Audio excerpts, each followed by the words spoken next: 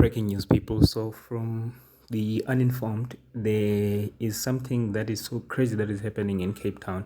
So, there are people who are sending their application forms to the Department of Labor for the UIF. However, their applications they are treated. Let me say they are not treated with any dignity because their information, their applications, they are just left vulnerable, so to speak. They are left at the door. No one is attending to the applications, and which means anyone can actually take the application form and use that data, use people's data. It doesn't matter how they can use it. They can use it to uh, stalk the person, or falsely use the applicant's information for their own criminal activity. But how is this possible? It has been allowed by the officials who are supposed to be attending to people's UIF applications in Cape Town. Whether those applications are people who qualify or not, we do not know. Actually, it doesn't even matter. The point is that this is gross negligence, and I think it kind of violates the Poppy Act because they are not keeping people's data. It's like they have no regard for the sensitivity of people's data. So so I got a video from Anele, one of the contributors of the Uninformed YouTube channel. Take a look at this. This is quite crazy. Exactly. So when I ucingba uyasubmit or an actual fact all your shit, this is what's done to people's things. So it details abantu, uyathi numbers abantu. Sichuloso. By the way, that was today. That was today, Thursday today, and it's quite crazy. And he actually took a video of people who are queuing for SASA. This is madness. This is a queue of people who are queuing for SASA. So if you look at this, Drake, just hold on. Look at this, bro. These are all the people that are waiting for the 350 rand. Okay, this is now outside. People have blankets, people have camping chairs, and this thing goes all the way around the corner. Actually, let me try. Hey, bro, it's just a mess in fit. Because I'm in that camp that's trying to deal with the Department of Labor in terms of UIF benefits claim and stuff like that, and it's just ridiculous in fit. Absolutely no communication. Their offices are all closed. If you go to their main headquarters, I don't know if it's called their main headquarters, but like the main building of the Department of Labor, because other places are called labor centers, but that specific building in town, when you go there, you can't even reach anyone there as well. It's closed. Security chases you away. There are no contact details. There's no channels of communication. There's no information. There's literally nothing. It's just that. But it's like, for instance, going to the police station. You have a situation. You go to the police station. You get there. No, police station is closed.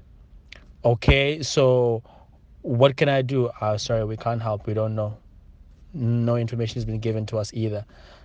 Where did they move to? No, they just closed. Yeah, bruh. It's insane. Like it's a mess, bruh. And then, fethu kuyanetha vandag.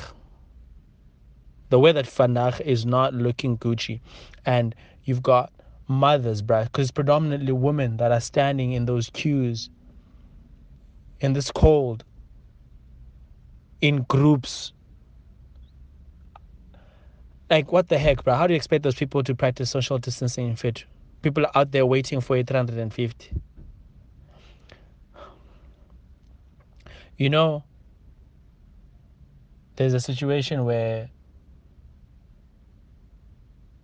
All right, let me just take a break from this because I'm just getting irritated. Yela. So basically, people have slept up. What the hell? Hela, hayi kenyiwe. Kenyiwe. Fethu yabona le way yenziwa wa-Department of Labor, I think it's something that happens kuzo zonke i-province. Like a akakhathalwa brapa, you would find something kuthiwa yizosubmita uzosubmita. Where have you seen into yoba kuthiwa yiza nento zakho uzosubmita ungafumani ne-email ethi we have received your documents okanye we have received this, we are going to capture it for this long? Wakwayiva loo nto ziyalahlwa bra. Essentially, it's not that people are having a fake outrage or uh, they are in positions of privilege and they're just complaining in their comfortable homes. These rules that the government has implemented, they haven't been benefiting people. Instead, they've been seeing people in a far worse situation than than before lockdown. I mean, yes, we understand as individuals that the government should have lockdown, but it's too much. And the purpose of lockdown has been achieved to flatten the curve.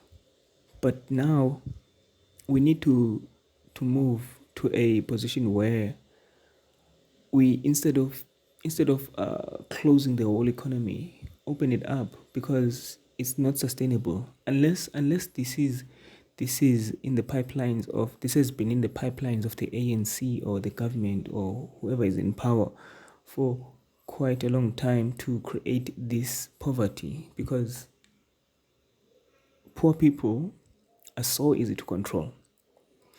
As long as you provide some food for them, you can change their minds just by providing for them. So if the NC has been looking for something like this, well, it's working very well actually. If they were not looking for something like this, then they should be acting for the people. And clearly, as much as they are trying, they're not doing enough. But then the question is, what exactly is enough? Or what should they do exactly? Well, in my personal opinion, as Onati, I feel like they should open the economy. But of course, there are problems with that. The workplace can be sanitized and so forth. But the way to the workforce, as Anil highlighted in our previous video, the way to the workforce, people interact with each other in the taxi, in the train gets so full. How do we deal with that? Those are serious issues. How do we deal with that? How do we take care of that situation? We are in a very difficult situation.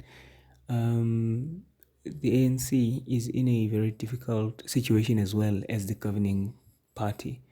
But the problem is that they've now they've now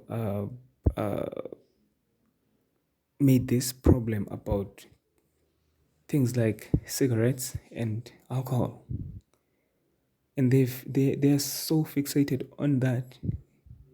A day doesn't go by without you hearing about cigarettes and alcohol, as if this pandemic is about that. I'm sure people know more about cigarettes and alcohol and the regulations that are surrounding that more than the virus itself.